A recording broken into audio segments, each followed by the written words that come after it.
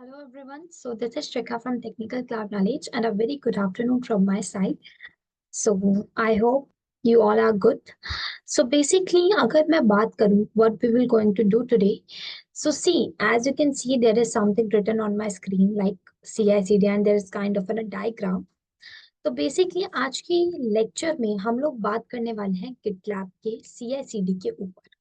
तो जो main discussion रहेगा वो सीआईसीडी के ऊपर रहेगा। तो आज से हमारा एक न्यू टूल स्टार्ट होने वाला है विच इज गिटलैब। और गिटलैब को समझने से पहले हमें सीआईसीडी को समझ लेना चाहिए कि बेसिकली सीआईसीडी क्या है और उसके ऊपर डिपेंडेंट गिटलैब क्या है। ठीक है, देर आफ्टर ही आप कुछ अच्छे से समझ पाओगे सीआईसीडी एंड गिटलैब के ऊपर। तो इन चीजों को समझने से पहले हम लोग इस चीज पे भी फोकस करेंगे कि देखो सीआईसीडी तो हम लोग अंडरस्टैंड कर लेंगे, हम लोग आगे जाके गिटलैब के ऊपर भी अंडरस्टैंडिंग लेंगे, देन हम लोग उसके ऊपर कुछ प्रैक्टिकल्स भी डन करेंगे। इन सभी को करते साथ के साथ आपको ये चीज भी देखनी है कि आपको इस पर्टिकुलर टॉपिक से रिलेटेड अच्छी अंडरस्टैंडिंग हो। And try you all try that you should watch the video until the end. ये नहीं कि अगर आपको लग रहा है सीआईसीडी आपको पता है then you should miss it. आपको पूरी की पूरी वीडियो एंड तक देखनी चाहिए, शायद कुछ न्यू चीजें आपको पता चले। तो हम लोग स्टार्ट करते हैं बिना टाइम वेस्ट किए। Okay, so let's begin with CI/CD। What is CI and what is CD? अगर मैं बात करूं CI/CD की, हम सभी को पता है सीआई जो है वो रेफर करता है कंटिन्यू इंटीग्रेशन को एंड सीडी जो है वो रेफर करता है कंटिन्यू डिलीवरी या फिर हम बोल सकते हैं डिप्लॉयमेंट। अब इन दोनों के बीच में ना बहुत डिफरेंस है। ये एक तरीके से दो आपके एक्रोनियम्स है, ठीक है, सीआई एंड सीडी।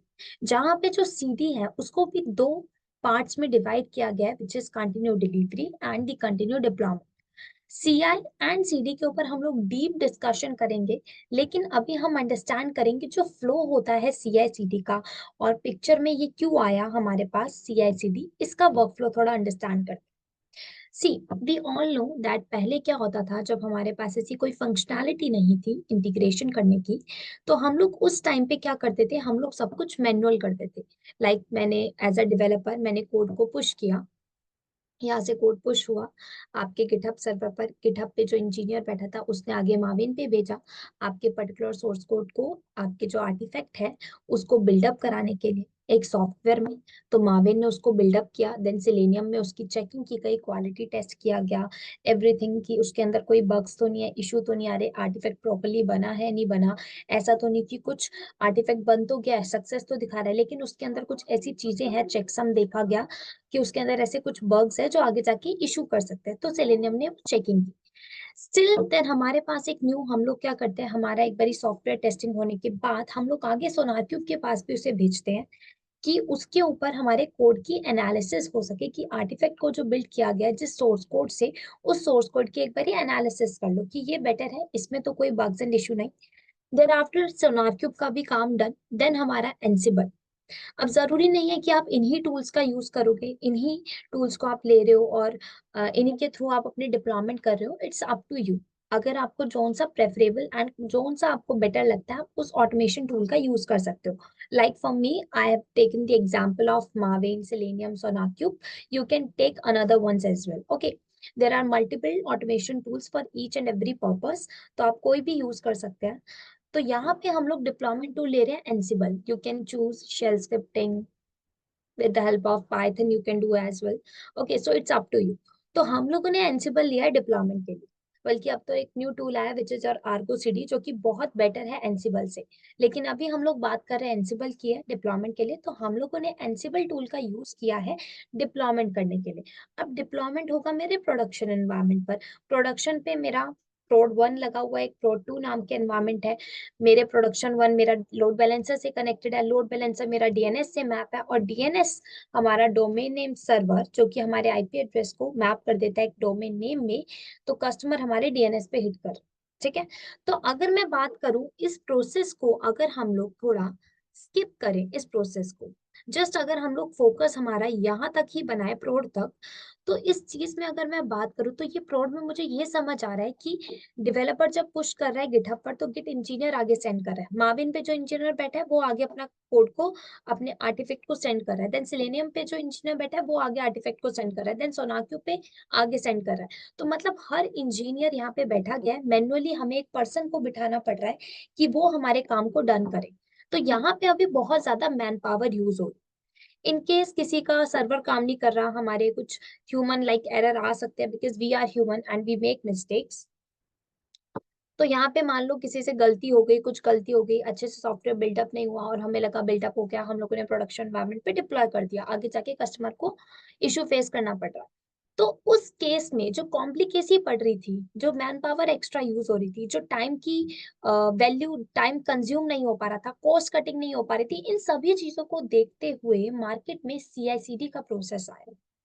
तो सीआईसीडी ने हमारी बहुत हेल्प कर दी। सीआईसीडी ने कहा जहां आपकी इतनी सारी मैन पावर यूज हो रही है, जहां आपका इतना ज्यादा टाइम कंज्यूम हो रहा है, एक काम जब तक डन नहीं हो रहा आपका सेकंड स्टार्ट ही नहीं हो रहा, जब तक एक वाला आगे नोटिफाई नहीं कर रहा दूसरे इंजीनियर को, सेकंड स्टार्ट ही नहीं हो पा रहा काम, तो उस केस में आप क्या करो, सीआईसीडी का यूज करो।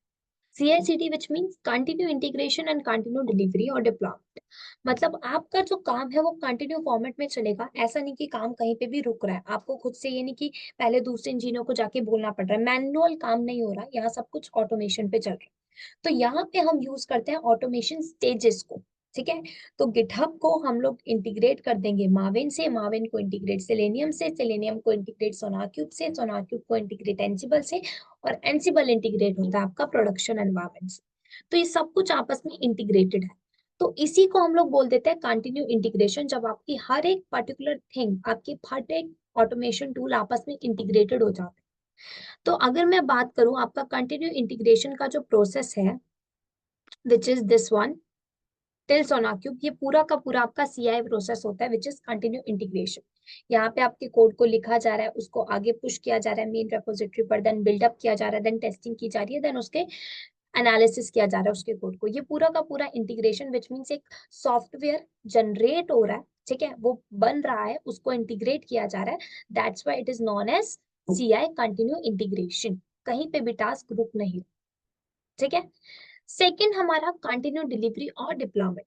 कंटिन्यू डिलीवरी और डिप्लॉयमेंट में हमारी बेसिकली ये मदद करता है कि हमारी जो डिप्लॉयमेंट और डिलीवरी हो रही है हमारे सॉफ्टवेयर एप्लीकेशन की, उसकी डिलीवरी और डिप्लॉयमेंट कंटिन्यू रहती है, उसमें भी कोई आपको कॉम्प्लिकेसी फेस नहीं करनी पड़ती, उसमें भी ऐसा नहीं होता कि मैन पावर का यूज हो रहा है, उसमें भी आपको ये नहीं कि बैठे रहना है जब तक कि मेरे पास ऑर्डर नहीं आएगा डिप्लॉय करने का, मैं तब तक कुछ नहीं कर सकता, या कुछ गलत हो रहा है, या ह्यूमन रिस्क होते हैं भाई गलतियां करने के। तो उन चीज से बचने के लिए, ह्यूमन इंटरवेंशन से बचने के लिए, कॉम्प्लिकेसी से बचने के लिए, ठीक है, इन सभी चीजों को से बचने के लिए हमारे पास था CD which is continue delivery और deployment.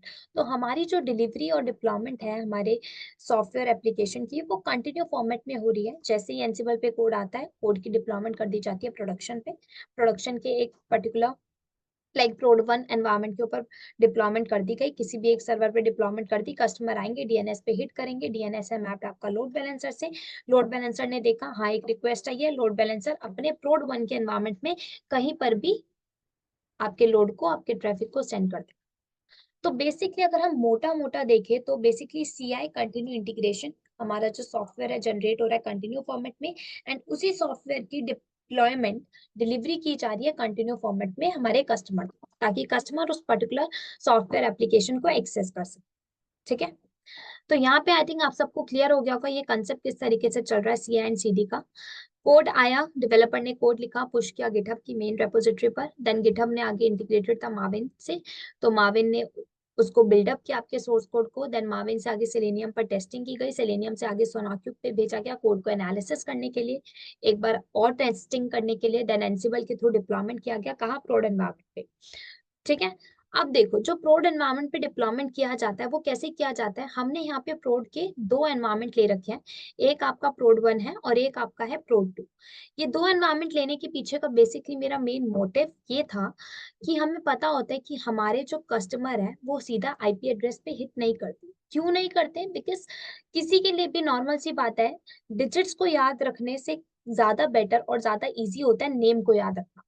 To be honest, like अगर मैं अपना एग्जांपल दूं, ह्यूमंस का एग्जांपल दूं, तो ह्यूमंस डिजिट से ज्यादा जल्दी नेम को याद कर पाते हैं।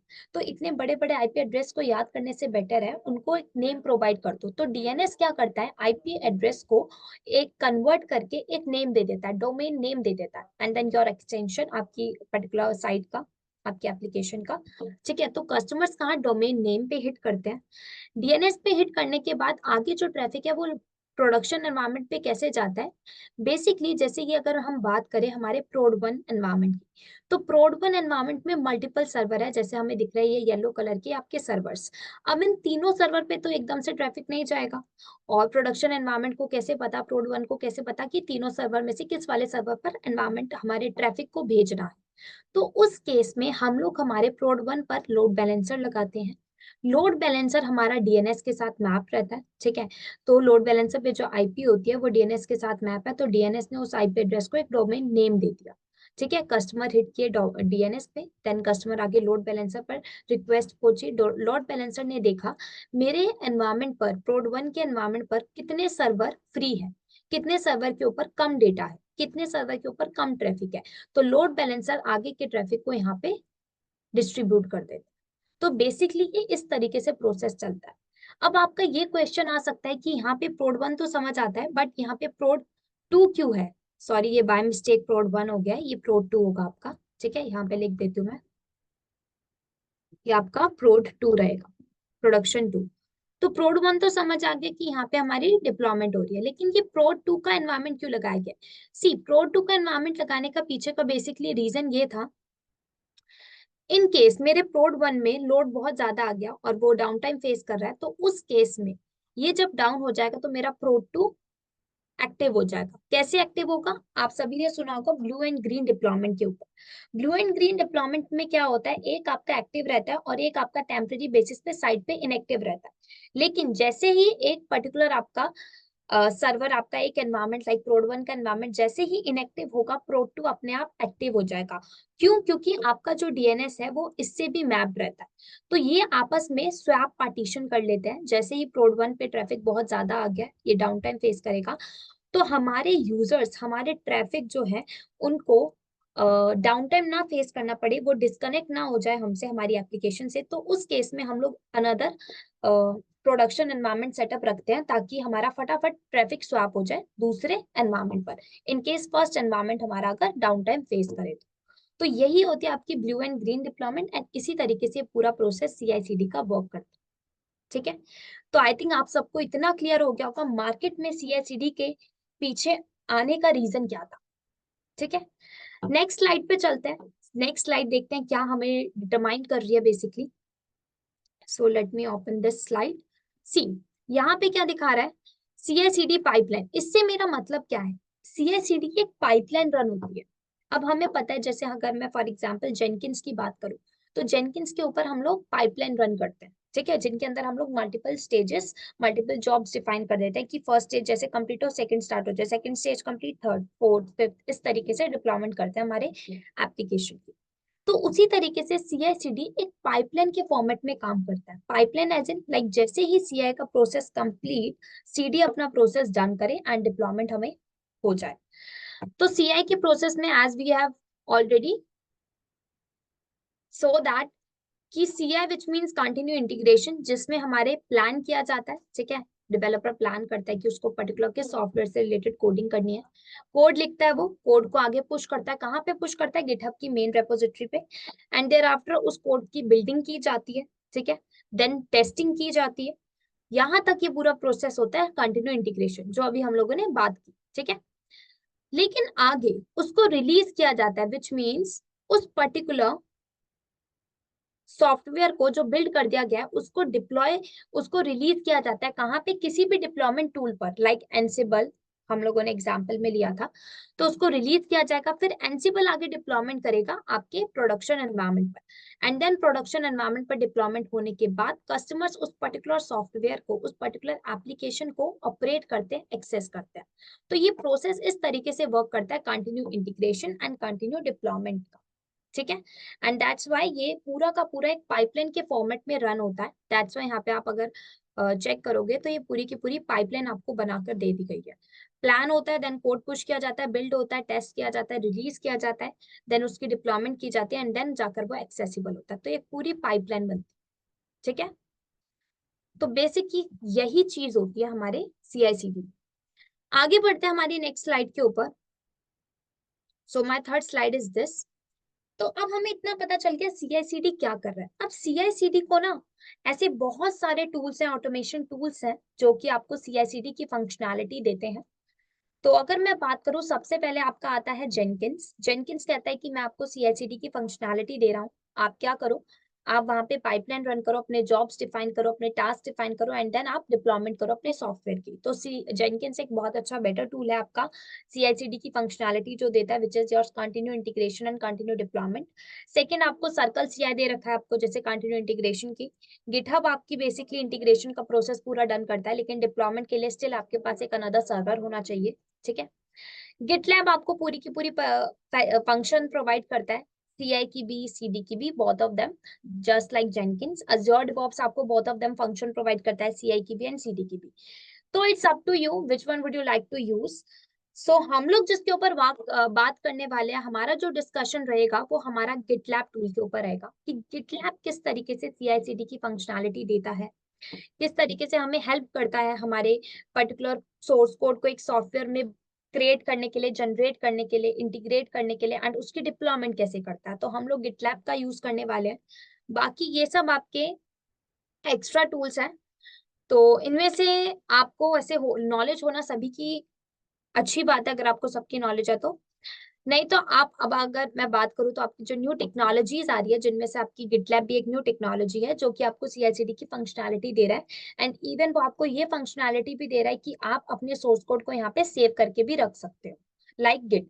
तो गिट के अंदर, बेसिकली गिट के अंदर ही, गिटहब के अंदर ही एक और फंक्शन एड ऑन कर दिया गया CI/CD का, तब जाके आपका गिटलैब बना, ठीक है। तो ये प्रोसेस हमारा रहेगा, हम इतने सारे टूल्स में से गिटलैब को डिस्कशन करेंगे, गिटलैब के ऊपर एंड डीप डिस्कशन करेंगे, ठीक है। सो आगे बढ़ते हैं लास्ट स्लाइड पर, which is your what is CI/CD। देखो, अभी हम लोगों ने CI/CD का एक डायग्राम देखा जिससे हमें अंडरस्टैंडिंग मिल गई अच्छी खासी। उसके बाद हम लोगों ने ये देखा कि बेसिकली एक पाइपलाइन के फॉर्मेट में रन हो रहा है एंड थर्ड स्लाइड हमने ये देखी कि मल्टीपल टूल्स है जो CI/CD की फंक्शनैलिटी हमें दे रहे हैं, जिनमें से हम लोग जिसे यूज करने वाले हैं विच इज योर गिटलैब। अगर मैं बात करूं CI/CD की, हम लोग गूगल की लैंग्वेज में या कोई और अनदर साइट्स की लैंग्वेज में अगर मैं बात करूं तो व्हाट इज CI/CD। काफी जगह आपने देखा होगा कि कुछ इस तरीके से आपको आउटपुट मिल जाता है CI/CD का। जैसे कि फर्स्ट अगर हम लोग बात करें, क्या बोला गया है, CI/CD is a method to frequently deliver apps to customers by introducing automation into the stages of software development। इसका मतलब क्या हुआ? इसका मतलब वही है कि CI/CD एक ऐसा वे है, एक ऐसा मेथड है जो कि आपको ये फंक्शन प्रोवाइड कर रहा है कि आप जो सॉफ्टवेयर लॉन्च कर रहे हो ना, उस सॉफ्टवेयर की डिलीवरी कर सको किस तक, अपने कस्टमर तक। और कैसे कर सकोगे? With the help of automation stages के थ्रू। ऑटोमेशन स्टेजेस कौन से भाई? जैसे कि आपका हो गया एंसिबल, जैसे कि हो गया आपका डॉकर, जैसे कि आपका क्यूबरनेटीज क्लस्टर के ऊपर डिप्लॉयमेंट, जैसे कि आपका मार्विन, ये सभी क्या ऑटोमेशन स्टेजेस है, ठीक है। तो इन स्टेजेस की हेल्प के साथ आप अपने कस्टमर तक अपनी एप्लीकेशन की डिप्लॉयमेंट करते हो। तो इसका मतलब ही ये है कि CI कंटिन्यू इंटीग्रेशन हो रही है, एक पर्टिकुलर सॉफ्टवेयर जनरेट हो रहा है एंड उसी सॉफ्टवेयर की आप डिप्लॉयमेंट कर रहे हो with the help of automation stages, ठीक है। नेक्स्ट हमें वो बोल रहा है, we try to automate every possible stages of software development cycle to minimise human intervention, thus minimise the risk of errors. वो क्या बोल रहा है सेकंड में कि हम लोग ट्राई यही करते हैं कि हमारे जितने भी स्टेजेस है ना, उनको ऑटोमेट कर दे, मतलब उनको ऑटोमेशन पे चलाए। जहां पे भी हमें लग रहा है कि ये मैन पावर यूज हो रही है ना, इस मैन पावर को यूज ना करो, उन्हें पूरा ऑटोमेटिक बना दो, पूरा का पूरा ऑटोमेशन पे वर्क करे। तो जब वो पर्टिकुलर स्टेज आपका, पर्टिकुलर सर्वर आपका ऑटोमेट हो जाएगा तो मैन पावर की नीड ही नहीं पड़ेगी।